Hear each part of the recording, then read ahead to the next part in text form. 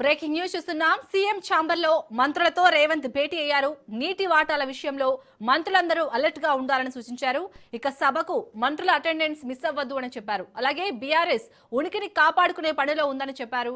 ప్రతిపక్షాలకు కౌంటర్ ఇవ్వాలని సూచించారు. అలాగే ప్రతిపక్షం అడిగే ప్రతి అంశానికి సమాధానం ఇవ్వాలన్నారు. 4న మళ్లీ బీఎస్సీ పెడతామన్నారు రేవంత్.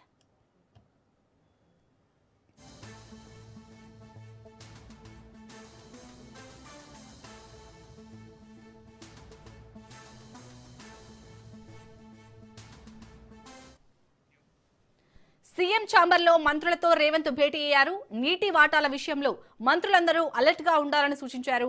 ఇక సభకు మంత్రుల అటెండెన్స్ మిస్ అవ్వద్దు అని చెప్పారు. అలాగే బీఆర్ఎస్ ఉనికిని కాపాడుకునే పనిలో ఉందని అన్నారు. ప్రతిపక్షాలకు కౌంటర్ ఇవ్వాలని సూచించారు. ఇక ప్రతిపక్షం అడిగే ప్రతి అంశానికి సమాధానం ఇవ్వాలన్నారు. 4న మళ్లీ బీఎస్సీ పెడతామన్నారు రేవంత్. రైట్, ఇక ఈ అంశానికి సంబంధించి పూర్తి డీటెయిల్స్ ని రాజిరెడ్డి అందిస్తారు. రాజిరెడ్డి, ఇటు మంత్రులకు సీఎం రేవంత్ ఎలాంటి దిశానిర్దేశం చేశారు నీటి వాటాలకు సంబంధించి? మొత్తానికి అసెంబ్లీ సమావేశంలో మంత్రుల అటెండెన్స్ మస్ట్గా ఉండాలి, 100% ఉండాలి.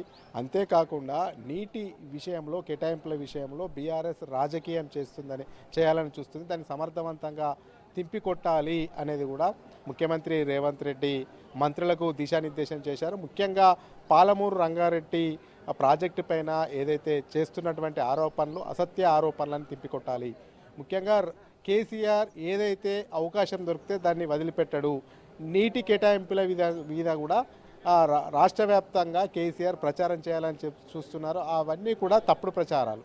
ఆ ప్రచారాలను సమర్థవంతంగా తింపికొట్టాలి. అదేవిధంగా జిల్లా వైజ్గా మంత్రులు నీటి కేటాయింపుల మీద, నీటి వాటాల మీద ప్రిపేర్ కావాలి.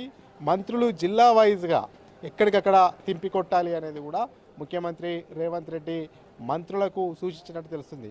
ముఖ్యంగా చూసుకున్నట్టయితే ప్రతిపక్ష పార్టీలు ఏదైతే క్వశ్చన్ రేజ్ చేసినా దానికి సమర్థవంతంగా ధీటుగా సమాధానం చెప్పాలి. ఎక్కడ కూడా ప్రజాప్రభుత్వము చేస్తున్నటువంటి సంక్షేమ అభివృద్ధి కార్యక్రమాల విషయంలో కూడా వెనుకకపోవద్దు.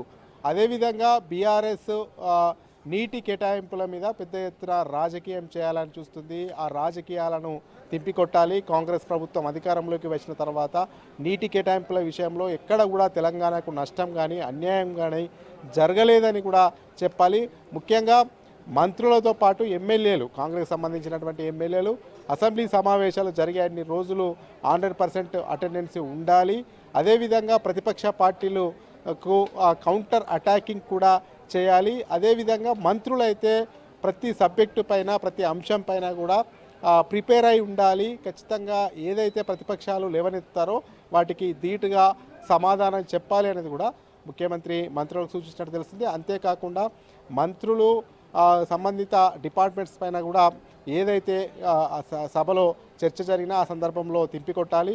నీటి కేటాయింపుల విషయంలో ఏదైతే బీఆర్ఎస్ అసత్య ప్రచారాలు చేస్తుందో ఆ అసత్య ప్రచారాలను అసెంబ్లీ వేదికగానే సమర్థవంతంగా తిప్పికొట్టాలనేది కూడా ముఖ్యమంత్రి చెప్పినట్టు తెలుస్తుంది. అంతేకాకుండా నీళ్లు, నిధులు, నియామకాల కోసమే తెలంగాణ ఉద్యమం వచ్చింది కాబట్టి నీళ్ళు అనేది కీలకమైన అంశం కాబట్టి మరోసారి నీళ్ళ అంశాన్ని తీసుకొని తెలంగాణ వ్యాప్తంగా సెంటిమెంట్ రాజేసే అవకాశం చూస్తుంది. అందులో కేసీఆర్ నిష్ణాతుడు.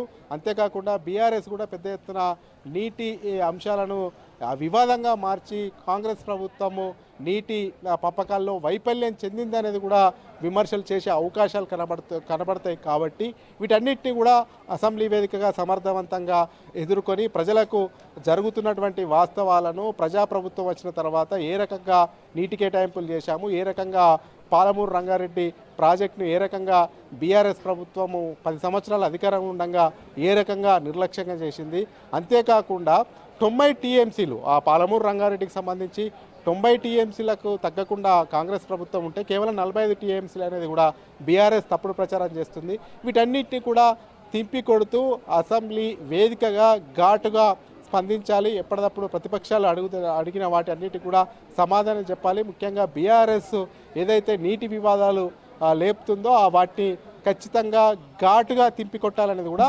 ముఖ్యమంత్రి రేవంత్ రెడ్డి మంత్రులకు దిశానిర్దేశం చేసినట్టు తెలుస్తా ఉంది. Shalini. Right, thank you Rajireddy.